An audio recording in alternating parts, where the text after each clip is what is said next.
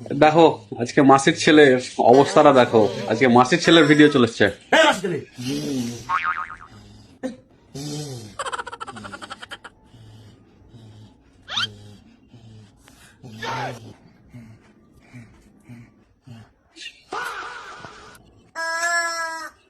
আরে শিমুটা ফ্রিজ থেকে বার করে নিয়ে এসেছিস কেন? তোর মাসির ছেলে আমি তোমাকে প্ল্যানটা বুঝে কি করছিস তুই বল? আরে এটা কি এইভাবে প্ল্যান চেক করে এইভাবে না মাসির ছেলে? আরে পয়সা নিয়ে এসেছিস করতে তুই মাসির ছেলে ন্যাংটো ছেলে ন্যাংটো ছেলে, মুরগিটাকে বুকের মধ্যে ঢুকিয়েছিস কেন? টিপে টিপে মুরগিটাকে আবার হাম্পি কাটছে।